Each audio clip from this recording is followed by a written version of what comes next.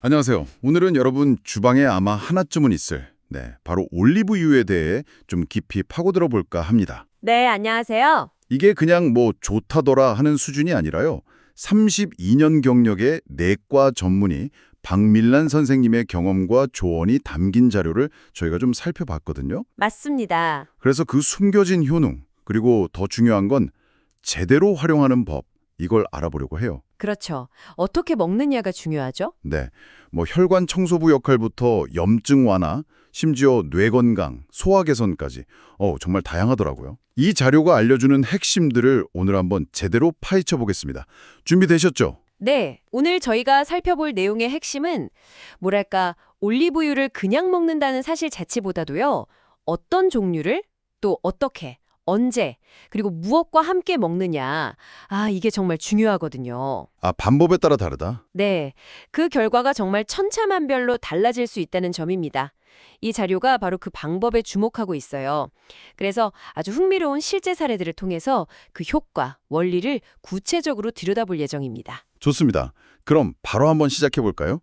이 자료가 딱 시작하면서 79세의 김용호 어르신 이야기를 꺼내더라고요. 네, 그 사례가 아주 인상적이죠. 콜레스테롤 수치가 무려 262까지 올라가서 걱정이 많으셨는데 이 박밀란 선생님 조언을 따라서 올리브유를 꾸준히 드셨더니 불과 3개월 만에요. 3개월 만에 210까지 낮아졌다고 해요. 숨쉬기도 편해지셨고요. 솔직히 이런 변화가 정말 가능한 건가 싶기도 한데 이게 오늘 우리가 파헤쳐볼 핵심 줄거리겠네요. 바로 그렇습니다. 김영호 어르신 사례는 이 자료가 제시하는 올리브유의 어떤 잠재력, 이걸 보여주는 아주 흥미로운 출발점이라고 할 수 있죠. 어떻게 이런 일이 가능할까? 그 첫 번째 열쇠는 바로 혈관 건강에 있습니다. 혈관 건강? 네, 자료에서는 우리 혈관을 약간 오래된 수도관에 비유하더라고요. 수도관이요. 네, 시간이 지나면서 콜레스테롤 같은 그런 찌꺼기가 끼고 혈관벽도 좀 뻣뻣해지잖아요. 근데 올리브유, 특히 그 엑스트라 버진 올리브유에 70% 이상 들어있는 올레산이라는 거. 올레산, 네. 네, 이게 단일 불포화 지방산인데 여기서 아주 중요한 역할을 한다고 설명을 해요. 올레산이요. 그게 구체적으로 어떻게 작용하는 건가요? 좀 더 자세히 설명해 주실 수 있을까요? 네. 이 자료에 따르면요. 올레산은 마치 혈관 속에 있는 똑똑한 청소부 같다고 해요. 똑똑한 청소부요. 재밌네요. 네. 그러니까 우리 몸에 해로운 LDL 콜레스테롤 있잖아요. 나쁜 콜레스테롤. 그거는 분해해서 몸 밖으로 내보내도록 돕고 반대로 좋은 콜레스테롤, HDL 콜레스테롤 수치는 높여준다는 거죠. 나쁜 건 내보내고 좋은 건 올리고. 그렇죠.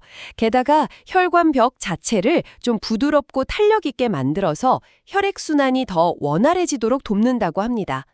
그러니까 단순한 기름이 아니라 혈관 건강을 위한 어떤 전략적인 성분인 셈이죠. 와, 똑똑한 청소부라니 비유가 정말 귀에 쏙쏙 들어오는데요. 그러고 보니 61세 윤선희님 사례도 굉장히 인상 깊었어요.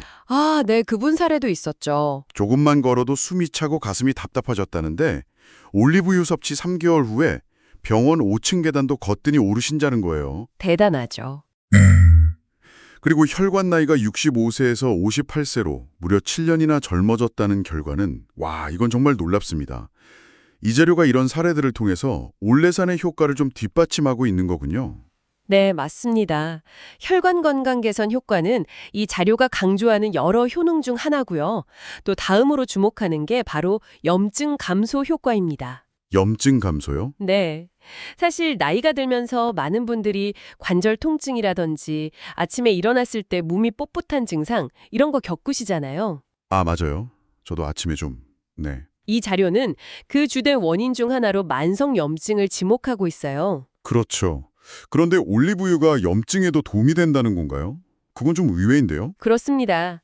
자료에서는 올리브유 속에 있는 폴리페놀, 특히 올레오칸탈이라는 성분에 주목을 하더라고요. 올레오칸탈. 네, 이 성분이 강력한 항염작용을 해서 천연 진통제와 비슷한 역할을 한다는 건데요. 근데 더 흥미로운 점은 이 자료에 따르면요. 올레오칸탈이 이부프로펜 같은 그런 소염 진통제가 작용하는 COX 효소를 억제하는 비슷한 메커니즘을 가지면서도 위장이나 신장에 부담을 주는 그런 부작용은 거의 없다는 거예요.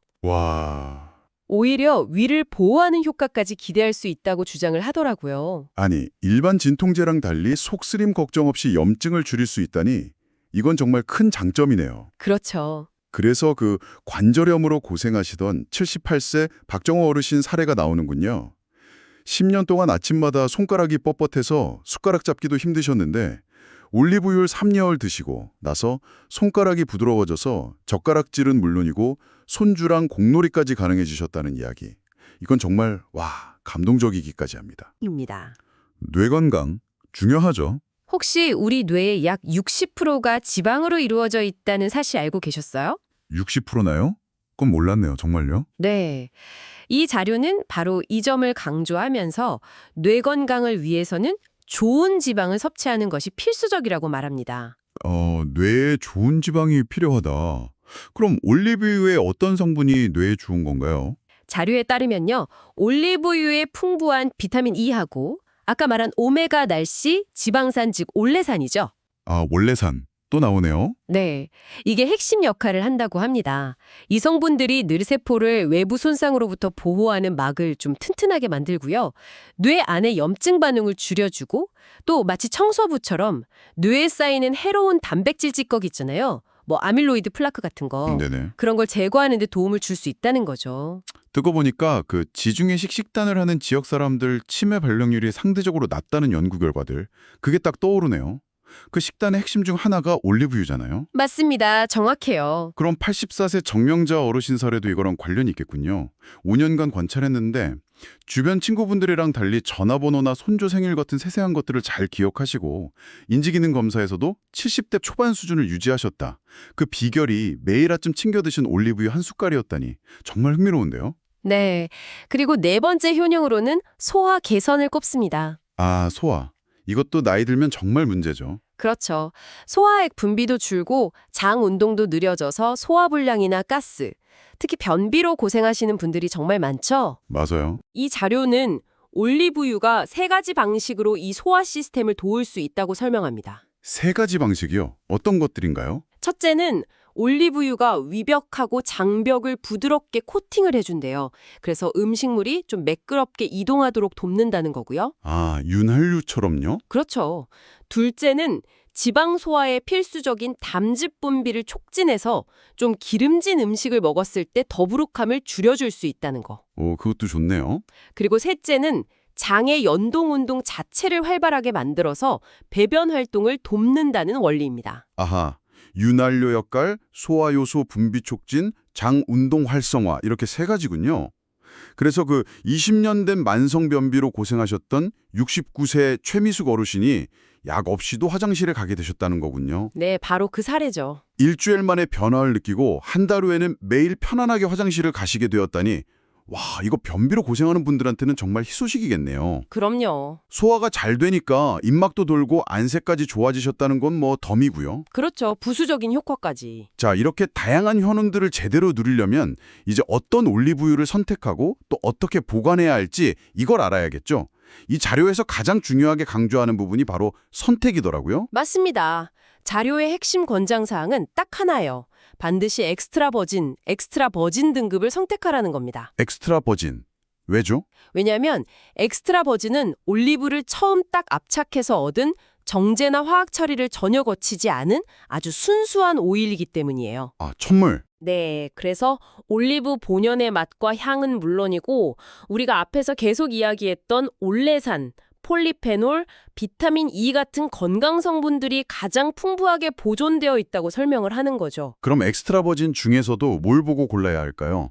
그냥 엑스트라 버진이라고 쓰여 있으면 다 괜찮은 건가요? 아, 거기서 두 가지를 더 보라고 조언합니다. 첫째는 용기. 올리브유는 빛하고 공기에 약해서 쉽게 산패될 수 있거든요. 네, 맞아요. 그래서 빛을 차단하는 진한 녹색이나 갈색 유리병에 담긴 제품이 좋다고 합니다. 투명한 플라스틱 병은 좀 피하는 게 좋겠죠. 아, 유리병 색깔도 중요하군요. 네. 그리고 둘째는 제조일자 또는 유통기한. 신선할수록 좋기 때문에 자료에서는 가급적 제조된 지 6개월 이내의 제품을 권장합니다. 시간이 지날수록 항산화 성분 같은 게 감소할 수 있으니까요. 그렇군요. 보관법도 중요할 것 같은데요. 보통 그냥 싱크대나 가스레인지 옆에 두는 경우 많잖아요. 저도 그런데 괜찮을까요? 절대 안 된다고 자료는 강조합니다. 열하고 빛은 올리브유의 최대적이에요. 아, 정말요? 네. 서늘하고 어두운 곳, 예를 들면 찬장 안에 보관하는 것이 가장 좋습니다. 그리고 사용할 때 말고는 뚜껑을 꼭 닫아서 공기 접촉을 최소화해야 산화를 막을 수 있어요. 뚜껑 잘 닫기. 네. 간혹 냉장고에 보관하는 분들도 계시는데 자료에서는 이것도 추천하지 않아요. 냉장고가 더 신선할 것 같은데 왜죠? 낮은 온도에서 이게 굳으면서 결정이 생길 수 있거든요. 근데 다시 녹는 과정에서 풍미나 일부 영양소가 손실될 수 있기 때문이라고 하네요. 아하, 그렇군요. 냉장 보관이 아니었네요. 알겠습니다. 그럼 정리하면 엑스트라 버진, 어두운 유리병, 신선한 것, 서늘하고 어두운 곳에 보관, 뚜껑 잘 닫기. 꼭 기억해야겠네요. 네, 그게 핵심입니다. 자, 그럼 이제 가장 궁금한 부분입니다. 이렇게 좋은 올리브유 어떻게 먹어야 효과를 제대로 볼 수 있을까요? 방법이 중요하다고 하셨잖아요. 네, 이 자료에서 가장 강력하게 추천하는 방법은 아침 공복에 밥숟가락으로 한 숟가락을 먹는 겁니다. 아침 공복이요? 네, 일어나서 미지근한 물 한 잔을 마시고 한 10분 정도 있다가 먹는 것이 위장에 부담도 덜 주고 흡수율도 높일 수 있다고 조언합니다. 공복에 그냥 기름을 먹는 게 좀 부담스러울 수도 있을 것 같은데요. 맛이나 느낌 때문에요? 그렇죠. 저도 그럴 것 같아요. 그래서 자료에서는 대안도 제시합니다. 그냥 먹기 힘들다면 토마토 주스, 설탕 없는 걸로요. 거기에 섞어 마시는 방법을 추천하는데요. 이게 놀랍게도 이렇게 하면 토마토의 항산화 성분인 라이코펜 흡수율까지 높아진대요. 와, 토마토랑 같이 먹으면 시너지가 나는군요. 네, 그래서 시너지 효과를 볼 수 있다고 합니다. 효과가 2배가 된다고까지 표현하더라고요. 오호. 그리고 점심이나 저녁에는 샐러드 드레싱으로 활용하거나 나물 무칠 때 참기름 대신 차용하는 것도 좋은 방법이고요. 특히 시금치나 케일 같은 녹색 잎새초랑 같이 먹으면 지용성 비타민 흡수율이 4배나 증가한다는 팁도 줍니다. 와, 4배나요? 녹색 채소랑 궁합이 좋군요. 반대로 절대 피해야 할 조리법도 있겠죠? 네, 아주 중요한 부분입니다. 자료에서는 튀김이나 부침 같은 고온 요리에는 엑스트라 버진 올리브유를 절대 사용하지 말라고 경고합니다. 아, 튀김 안 돼요. 네, 엑스트라 버진 올리브유는 발연점, 그러니까 연기가 나기 시작하는 온도가 낮아요. 그래서 높은 온도에서는 좋은 영양 성분들이 파괴될 뿐만 아니라 오히려 몸에 해로운 물질이 생성될 수도 있기 때문입니다. 그럼 볶음 요리는요? 살짝 볶는 건 괜찮을까요? 만약 볶음 요리에 사용하고 싶다면 아주 약한 불에서 짧게 조리하는 정도만 가능하다고 딱 선을 긋습니다. 웬만하면 생으로 먹는 게 제일 좋다는 거죠. 알겠습니다. 튀김, 부침 안 되고 볶음은 아주 약불에서 잠깐만. 흡수율을 더 높이는 소소한 팁 같은 것도 있었나요? 네, 2가지 팁이 더 나옵니다. 하나는 올리브유를 먹기 전에 물 한 잔을 마셔서 위와 장을 좀 깨우고 준비시키는 거고요. 아, 준비 운동처럼? 그렇죠. 다른 하나는 섭취 후에 5분 정도 가벼운 스트레칭, 팔 돌리기나 제자리 걷기 같은 거요. 그런 걸 해서 혈액순환을 촉진하면 좋은 성분들이 온몸 구석구석 더 잘 전달될 수 있다는 겁니다. 소소하지만 신경 쓰면 좋겠죠. 오, 먹고 나서 가볍게 움직여주는 거. 좋은 팁이네요. 처음 시작하는 사람들은 양을 어떻게 조절하는 게 좋을까요?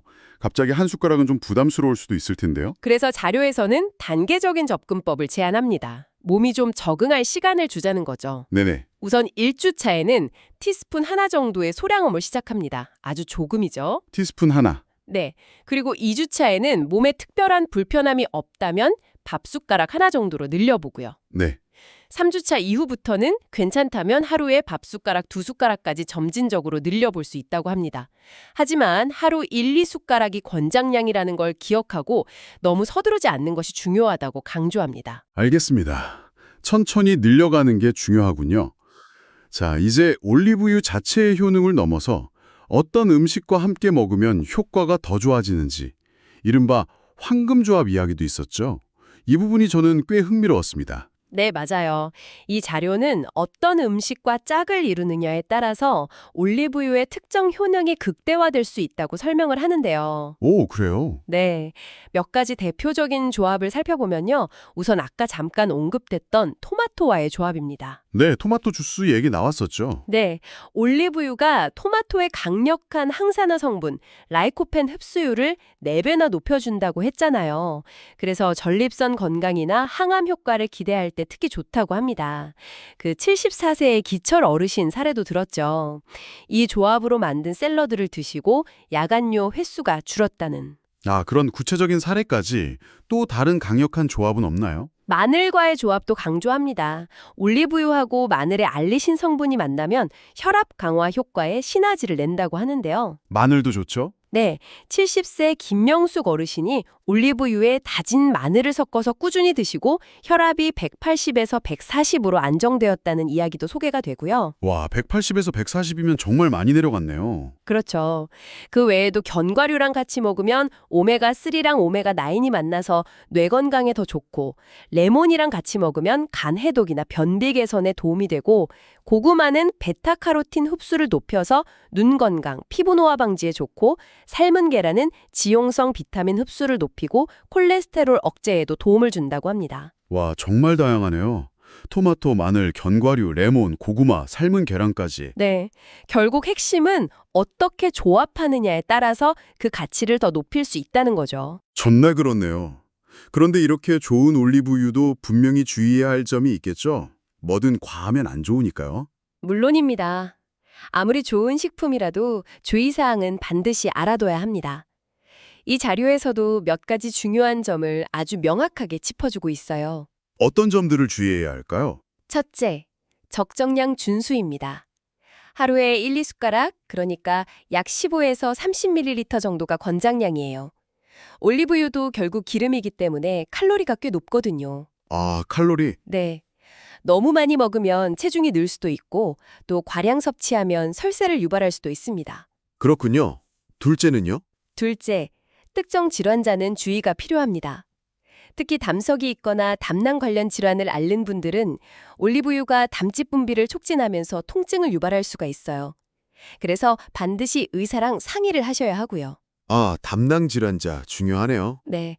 또 와파린 같은 혈액 희석제, 피를 묽게 하는 약을 드시는 분들도 올리브유가 약효를 좀 과도하게 높일 수 있으니까 전문가와 상담이 꼭 필요합니다. 혈액 희석제 복용자도요. 알겠습니다. 또 있나요? 셋째, 드물긴 하지만 알레르기 가능성도 있습니다. 처음 드셔보시는 거라면 아주 소량으로 시작해서 몸의 반응을 살피는 것이 안전하겠죠. 네, 알레르기 체크. 마지막으로요? 넷째, 약 복용과의 시간 간격입니다. 만약 혈압약이나 당뇨약처럼 흡수에 좀 민감한 약을 복용 중이시라면 올리브유 섭취 시간과 최소 30분, 가능하면 1시간 정도 간격을 두는 것이 약효에 영향을 주지 않는 안전한 방법이라고 조언합니다. 아, 약이랑은 시간차를 두는 게 좋군요. 효능만큼이나 이 주의사항들도 정말 꼼꼼히 챙겨야겠네요. 네, 꼭 그래야 합니다. 혹시 자료에 나온 간단한 레시피라든가 아니면 이거 너무 느끼해서 못 먹겠다 하시는 분들을 위한 팁 같은 건 없었나요? 네, 있었습니다. 예를 들어서 아침 공복 활력 음료 레시피 같은 걸로는 엑스트라 버진 올리브유 1큰술에다가 레몬즙 약간 한 14개 분량 정도요. 그리고 따뜻한 물 반컵, 원한다면 꿀 1작은술 정도 섞어서 천천히 마시는 방법을 제안하고요. 오, 레몬이랑 꿀이랑 같이 먹으면 좀 낫겠네요. 네. 그리고 느끼한 문제에 대해서는 아까 말씀드린 것처럼 아주 적은 양, 티스푼 반 개 정도부터 시작해서 점차 늘리고 토마토 주스나 레몬즙을 활용하면 훨씬 수월하다고 격려합니다. 대부분 한 일주일 정도 꾸준히 시도하면 그 특유의 알싸하면서도 고소한 맛에 익숙해질 수 있다고 하네요. 역시 몸이 적응한 시간을 주는 게 중요하죠. 그렇군요. 시작이 반이니까요. 오늘 저희가 함께 살펴본 이 자료는 올리브유가 가진 혈관 청소, 염증 감소, 뇌 건강 증진, 소화 개선 이런 정말 인상적인 잠재적 효능들을 제시하면서도요. 결국 핵심은 어떻게 제대로 활용하느냐에 있다는 점을 계속해서 강조했습니다. 맞아요. 방법이 중요했죠. 네. 어떤 종류를 골라서 어떻게 보관하고 언제 얼마나 먹으며 또 무엇과 함께 먹고 무엇을 조심해야 하는지까지 아주 구체적인 가이드라인을 제공했죠. 결국 이 자료가 우리에게 던지는 메시지는 어떤 특정 약에 의존하기보다는 매일 우리가 먹는 음식과 작은 습관들을 통해서 건강을 좀 더 적극적으로 만들어갈 수 있다. 이런 희망적인 관점인 것 같습니다. 정확합니다. 이 자료는 올리브유를 단순한 식재료를 넘어서 마치 약처럼 활용할 수 있는 음식으로 접근하고 있거든요. 네, 약이 되는 음식. 여기서 한 걸음 더 나아가서 이런 생각을 해볼 수도 있지 않을까요? 우리가 매일 당연하게 먹는 다른 식재료들 속에도 어쩌면 올리브유처럼 제대로 된 활용법을 알기만 한다면 우리 건강에 예상치 못한 큰 도움을 줄 수 있는 놀라운 잠재력이 숨겨져 있는 것은 아닐까 하는 생각 말입니다. 와, 정말 생각해 볼 만한 질문인데요. 네. 오늘 이 이야기가 여러분의 식탁 위의 음식들을 조금은 다른 새로운 시각으로 바라보는 작은 계기가 되었기를 바랍니다.